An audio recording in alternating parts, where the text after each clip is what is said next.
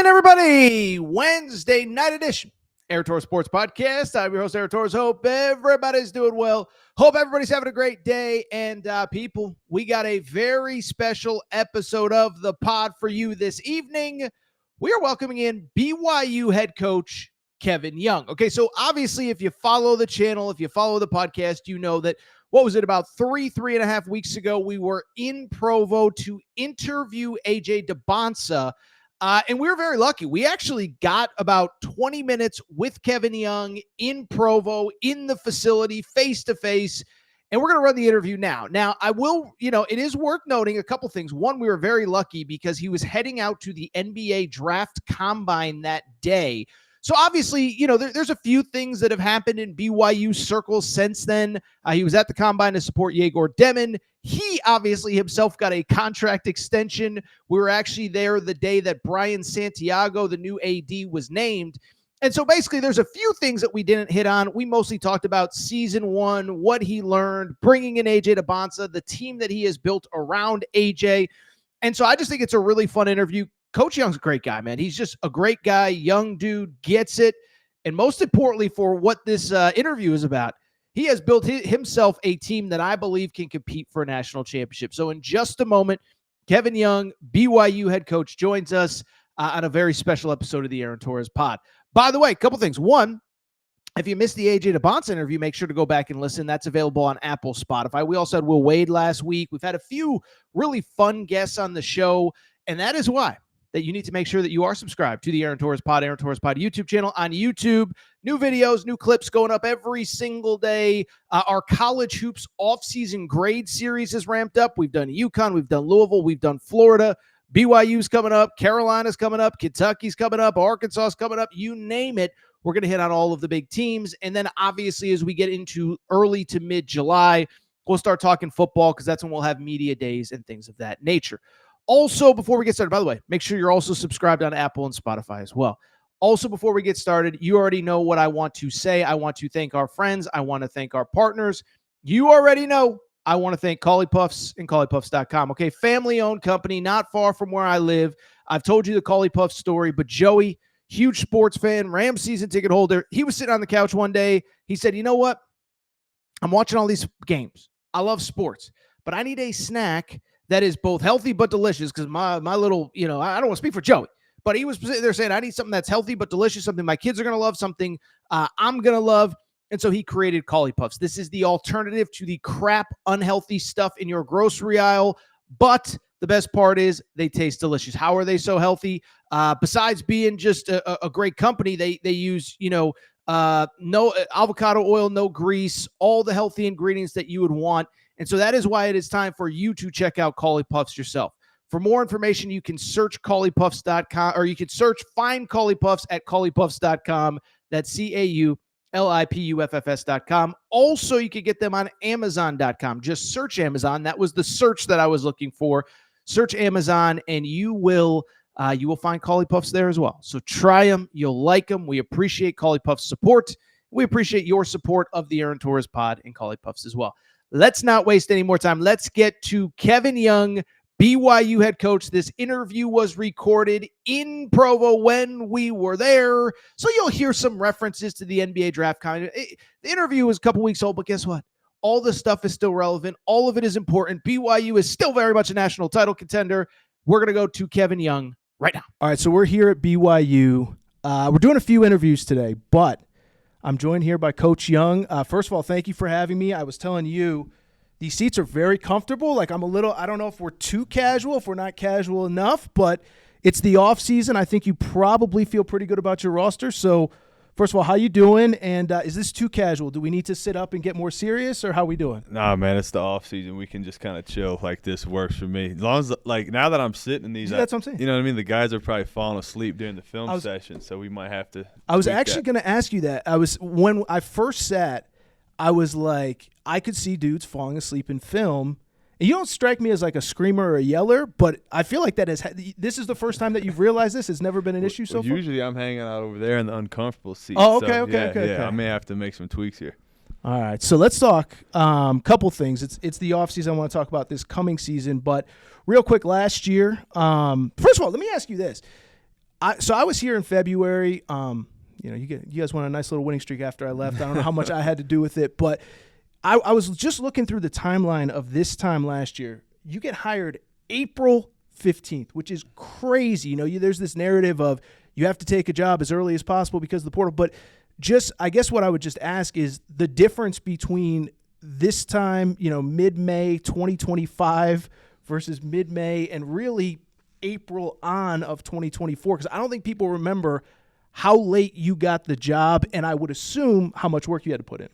Yeah, no, the first year was crazy just because I was doing, 2 jobs. I was doing everything with the Suns, and I'd go back to my hotel and just stay up all night trying to get stuff done here.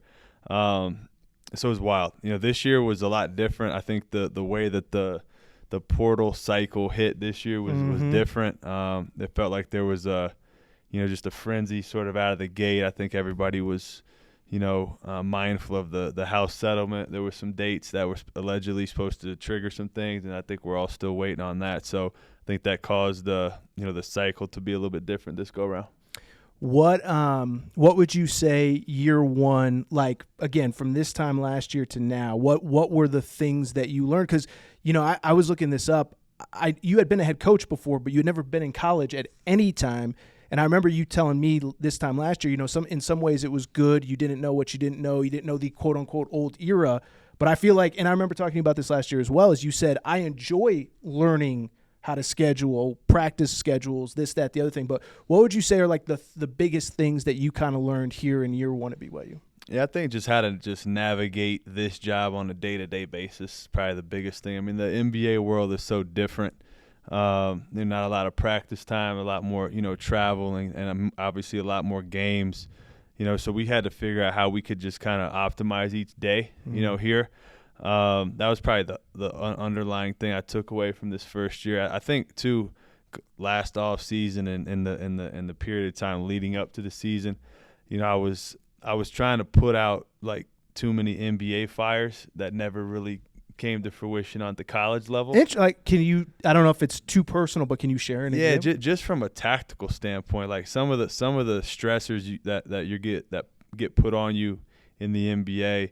Were heavily on my mind, having come from a playoff series and then straight into this. So, I'm thinking about how to rotate on this drive and overhelp on this and then do this and all these kind of things. And in the college, because of the spacing and the rules and so forth and, the talent differences, I wasted probably a lot of time on that. And I think I'm a lot more streamlined here going into this offseason. Last year, this past season, like I was out here for Kansas. Now, I don't think I actually had anything to do with the success of the team, but, that felt like the start of you guys turning a corner. Maybe you felt it earlier, but I remember even doing my show from the arena after the game, and even fans were like, that was a fun game, but it's only one game. Like, when did you feel like, okay, we really hit our stride, and, this team looked great on paper, but now we're actually starting to look like the team that I expected when I put it together in the fall? Yeah, I think there was, 2 road games that stand out. I'm not entirely sure where they fell in the schedule as it relates to that Kansas game, but at West Virginia was a huge one for us. We had just gotten smacked by Cincinnati, the way our guys responded, and that's a hard place to win at, and the way we were able to win that game I thought was huge. There was another moment at Central Florida, at halftime. I've talked about that before. It's probably the most I challenged our team, just from a toughness standpoint. I feel like those 2 road games were some of the turning moments for our year. I thought you were going to say at Arizona. I mean, I think that's when the America was like, oh, these guys are really freaking good. Yeah, I think that definitely was a statement for sure. I think just internally with where our team, where we were trying to sort of get over the hump, those 2 games were the West Virginia and the UCF game were big. Arizona game, man, that was probably one of the best just games in college basketball, all season, I think, across the country. But, to pull that one out down there, man, in a slugfest like that was fun. At Iowa State was one of the best games, too, of the season. Do you ever I mean, I know you're in the moment, but do you ever, as the head guy, like, this game's wild? Because I remember watching you on the sideline. I think it was in the Iowa State game. You were just coaching, doing your thing, but I was like, This is one of the craziest games that I have seen. It was double, triple overtime, something like that. Yeah. I don't know. Maybe it's just me being a fan, but like I know when you're in it, but I just feel like sometimes you got to stand back and be like, oh, this game's kind of crazy right now. Yeah, that game was wild. I mean, it was so loud in there. Honestly, there were times where I just kind of just threw my hands up and just hoped something good happened because they couldn't hear me anyway. But now that was, games like that, man. You just want to make the next play, because the game was so close. That was such an emotional swing too, because we got up so big and then we just had 1,000 turnovers and it was just a wild night. But yeah, man, we had some marquee games that our guys really grew from. Let me ask you this, looking ahead to this year. Obviously, the big story is AJ, but and I was curious, like, again, you being so new to college basketball at this time last year, we're recording here mid-May. You guys are about to go back on the road to look at 2026 and beyond. But what was like?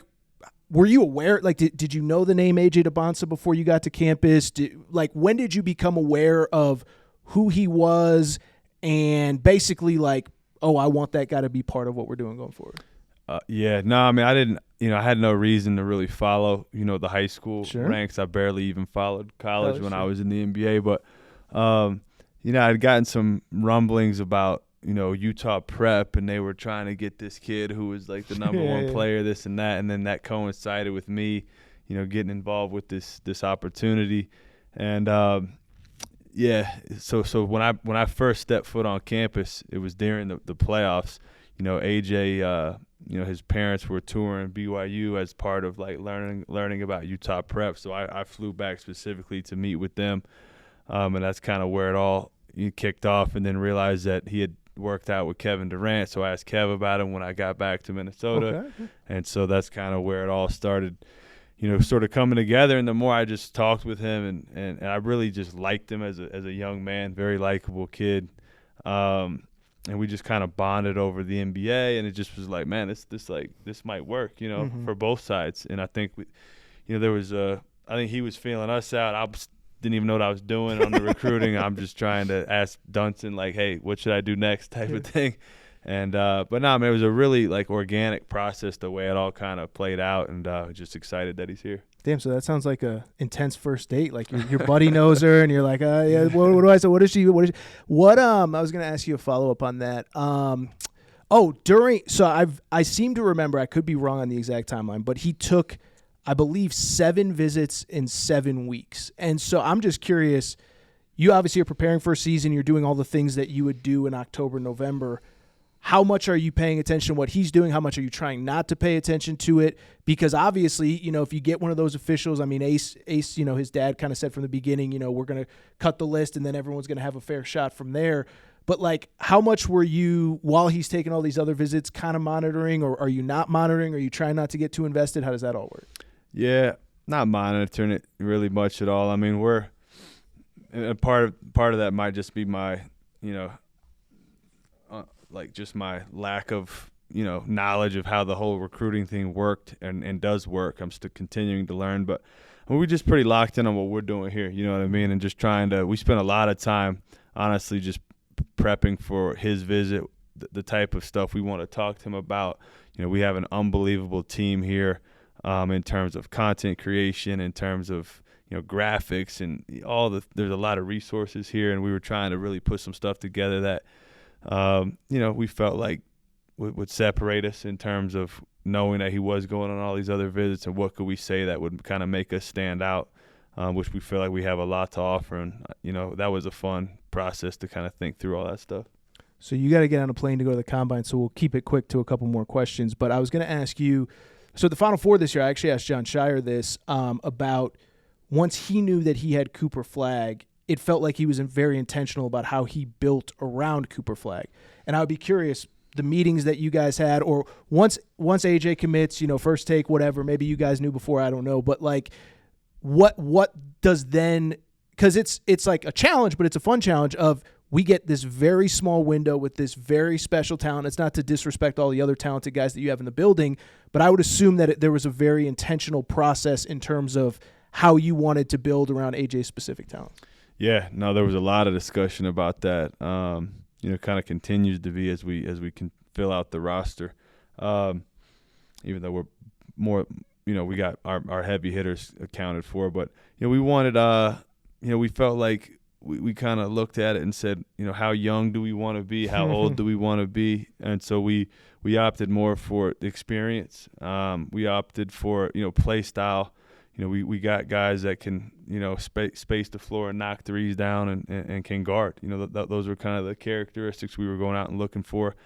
Rob Wright, obviously, we weren't sure what the point guard situation was going to be with Yegor and even Dallin Hall. But once those guys made their decisions, and Rob was in the portal, that was something that kind of we felt like seamlessly fit in, and then surrounding those guys with the shooting. Obviously getting Richie back was huge. He's probably one of, if not the best shooters in the country, and then putting more shooting around that and trying to get a little bit more athletic as well and address some of the needs outside of AJ that where we kind of fell short of last year. What was the process like with Richie in terms of just because you've said, I think you've said publicly, I think Richie Saunders is an NBA player. So obviously taking advantage of that opportunity this year versus next year or whatever, what was your guys' kind of communication like during the spring with that? Yeah, I mean, I just told him that, for one, I think all this stuff is new to Richie, which is really exciting time, for him and his wife. And so I just told him, hey, look, man, whatever you end up doing, I'm going to support you 100%. I kind of gave him the feedback I was getting from, my people that I'm close with in the NBA. He got linked in with some advisors that were kind of helping him, and we sort of helped navigate that process for him as well. And then, just try to be there to answer questions that he might have. And, it's different. If this was, 4 or 5 years ago, he's probably at the combine right now.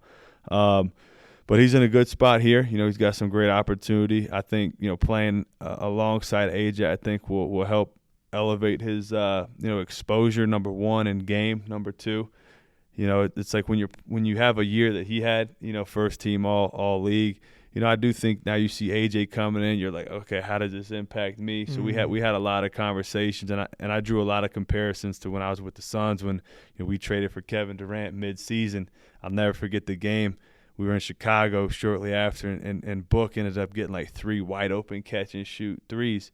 And after the game, he's like, dude, I can't remember the last time I got that many open shots. And it's, you play with really good players, and it opens the floor up, for a lot of other guys. And I think Richie's going to be a huge, beneficiary of that. But also because of his experience and what he did this year, he's going to be one of our leaders, obviously. I think you got to run. So I did want to end on a little bit of a lighter note. I have noticed you guys do the coolest recruiting photo shoots ever. How much input? Like, where do the chains come from? Like, I was looking at, because, you're prepping for the show. You're trying to make sure you hit all the key bullet points. And then I see Rob Wright with sunglasses. I see Coach Young with sunglasses, wearing a chain. I don't know if you have the, what is the guy, Flavor Flav clock? Yeah. I don't know if you got that going on. But how much coordinating do you have with that, and how does that all come together? Man, like I said, we have so many unbelievable people here, and we have so many departments that are just elite at what they do. So I'm just I walk in there, man, everything's set up, and I get to pick, what vibe we're gonna go with for this. So you do pick? Yeah, I I like to change. Sure, I do too. Yeah. Alter ego, maybe something going on there. My kids make fun of me. Oh, do they? Oh yeah, for sure. Dad, that's not cool. You know what I mean? Stuff like that. But the chains are a good look. But man, we have a blast with those. It's cool actually when the parents get involved too. Yeah. And, it's a fun time. Yeah. Well, listen, when you don't land AJ Dybantsa, when you don't land Rob Wright, then you go back to your kids and say, okay, you might have some here. But now you're like, come on, man, I'm on fire. Leave me alone. But no, I've enjoyed those from a distance, and I had to ask you about them before we got here. I mean, we might be able to. Next time you're on campus, okay. I think we might be able to get a chain. Maybe get that around the neck. I like the I don't know, they're not like golf. They're more like outfielder sunglasses. Yeah. I saw Rob Wright wearing like the Vlad Guerrero. You got the Viper shades. I think that's what they're called nowadays. So we can hook you up with that, man. Okay, I'll do a recruiting. I'll do it. Yeah. Let's go. All right, Let's go. brother. Come on, man. All right, Kevin Young. He's got to run NBA Combine, dude. We appreciate the time, man. Yeah, so man. much. Thank you.